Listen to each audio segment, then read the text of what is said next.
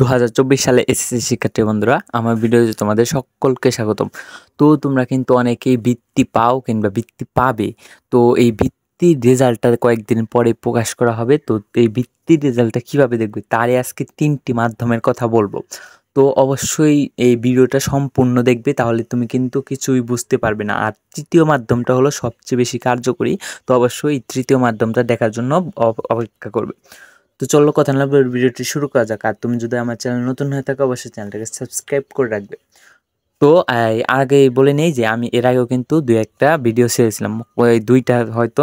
তো সেগুলো আমার চ্যানেলে প্লেলিস্ট আকারে দেওয়া আছে, তো সেগুলো চাইলে তুমি দেখে আসতে পারো।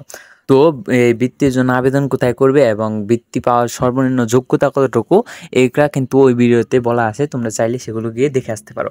তো এই শুরু করছি, দেখো প্রথমে হলো প্রথম মাধ্যমটা হলো তোমার স্কুল, নিজ স্কুলের মাধ্যমে জানতে পারবে।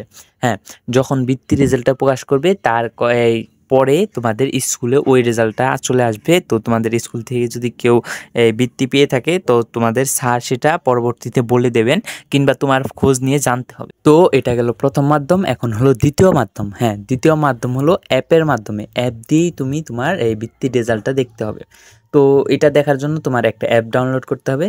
তো তুমি সরাসরি গুগল প্লে স্টোরে চলে যাবে। তো গুগল প্লে স্টোরে যাওয়ার পরে এই যে রেজাল্ট অ্যাপ লিখে সার্চ দিলে এমনটা চলে আসবে। তো এটা তোমরা ইনস্টল করে নেবে। আমার ইনস্টল করা আছে, আমি জাস্ট ওপেন করলাম। এটার একটু নিচে আসলে দেখতে পারবে এখানে লেখা আছে বোর্ড বৃত্তি। তো এটার উপর ক্লিক করবে। তো এটার উপর ক্লিক করলে এই যে এমন 2টা অপশন আসবে, একটা হলো বোর্ড ভিত্তিক আর একটা হলো বোর্ড ভিত্তির ফলাফল। তো তোমরা এই বোর্ড ভিত্তির ফলাফলের উপর ক্লিক করবে। তোমরা যদি এই বোর্ড ভিত্তির উপর ফলাফলের উপর ক্লিক করো, এখানে দেখবে সবগুলো বোর্ডের ফলাফল আলাদা আলাদা চলে আসবে। তো আমি বরিশাল বোর্ডেরটায় ঢুকেছি। দেখো এখানে এটা হলো বরিশাল বোর্ডের 2023 সালের স্কলারশিপের রেজাল্ট। তো এখান থেকে এই তুমি রেজাল্টটা দেখতে পারবে। তো এখান থেকে খুব সহজেই তুমি তোমার রেজাল্টটা দেখতে পারবে।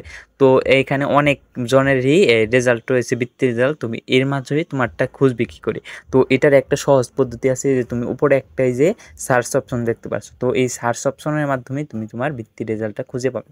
তো এজন্য তোমার এই উপরের এই সার্চ অপশনটায় তোমার রেজাল্টটা সার্চ দিতে হবে। তো এটা কিভাবে করবে তো দেখে নাও কিভাবে। তো প্রথমেই আমি এখান থেকে একজন বৃত্তিপ্রাপ্ত একজন শিক্ষার্থীর রোল খুঁজে নিয়েছি। তো আমি সেই রোলটা এখানে সার্চ দিচ্ছি। তো দেখো তার রোলটা হলো 40 34 80 80, সরি 81 দিয়ে ফেলেছি, এখানে হবে 80। তো এই যে 80 লিখে সার্চ দেওয়ার পর দেখো এই যে তার রোলটা চলে এসেছে। এই যে দেখো একটু জুম করে দেখাচ্ছে, এই যে দেখো তার রোলটা চলে এসেছে।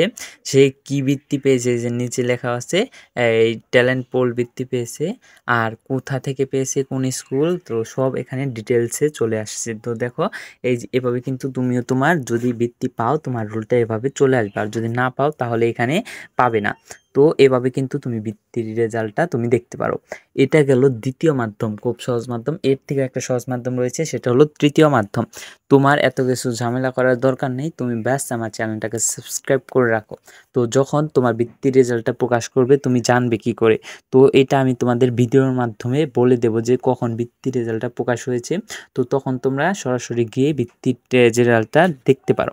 তো এজন্য তোমার বেশি ঝামেলা পোহাতে হবে না। তো এভাবে কিন্তু তুমি খুব সহজে তোমার রেজাল্টটা দেখতে পারবে, তোমার বেশি ঝামেলার পোহাতে হবে না। তো এই ছিল আজকের ভিডিওটা। যদি ভিডিওটা ভালো লাগে অবশ্যই চ্যানেলটাকে সাবস্ক্রাইব করে পাশে থাকা বেল আইকনটা ক্লিক করে রাখবে। তো আজকের মতো এখান থেকে বিদায় নিচ্ছি, আর ভিডিওটি সম্পূর্ণ দেখার জন্য অসংখ্য ধন্যবাদ।